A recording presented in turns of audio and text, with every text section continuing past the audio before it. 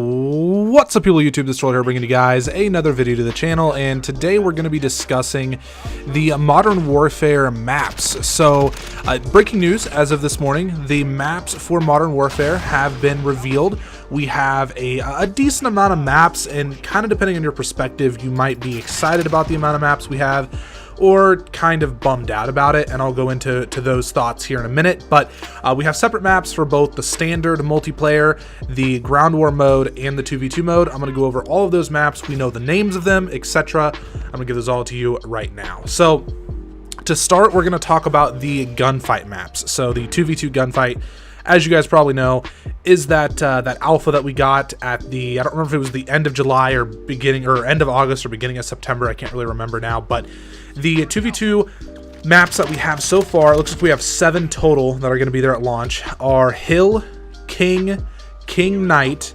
Docks, Pine, Showers, which is the Gulag from Modern Warfare 2, if you guys aren't familiar with that, Speedball, and Stack. Now, keep in mind, I did just list 8 maps, not 7. That's because King Knight is not considered its own separate map, which I think is a good thing.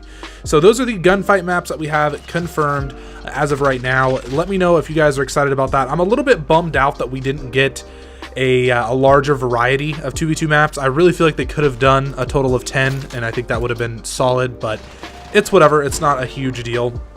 Next, we have the ground war maps, which these includes the Karst River Quarry, which is the map that we played in the beta, and then we have Downtown Donetsk, I can't really pronounce it, Donetsk.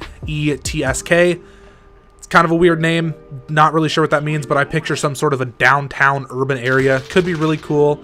Then we have Farms, which I think Farms could be a really awesome concept for a ground war map. I'm hoping it's really open and there's not a whole lot of buildings. I think that would be awesome, especially for sniping. Then we have the standard multiplayer maps, which are as follows: Anaya Palace, Cave, Cave Knight, Dead Zone, Euphrates Bridge, Hackney Yard Knight, Piccadilly, Petrograd, Gunrunner, Gunrunner Knight, Spear Knight, and then we have Grozna Raid. So I'm a little bit disappointed in the amount of standard maps. I was really hoping that they would push to get to at least 12, maybe 13, because one of the biggest downfalls of the last few years of Call of Duty has been the amount of maps that are there at launch, and I just think that 10 maps isn't really enough. Now, there are some night versions of these maps, but in my own personal opinion, I think that the realistic nighttime mode that they had in the alpha or the beta was enjoyable, but it isn't gonna be my go-to. I'm not really gonna ever play that mode, so the night versions of the maps are pretty much pointless to me.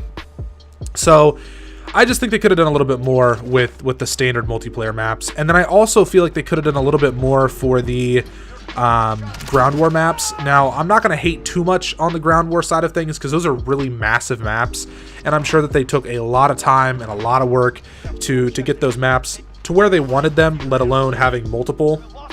But I think that we should have at least had 5 on launch. That would have been good enough to me, but it's okay. It's not a huge deal in my opinion that we don't have, you know, a whole bunch of maps here, but I think that there's enough modes and enough variety that maybe it won't feel so stale in comparison to things like World War II, where there was 9 maps. It felt stale really quick, and it was a headache basically.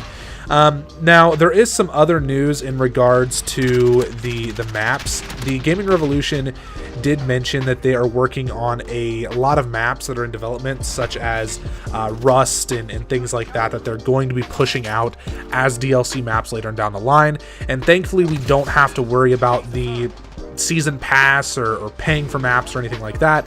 I just hope that they've worked on enough maps to where when they're releasing this content, it doesn't feel super scarce. Like, I really hope that we're getting new maps every like 2 weeks or so, and not every 2 to 3 months. I just think that that's going to make things slow down a lot.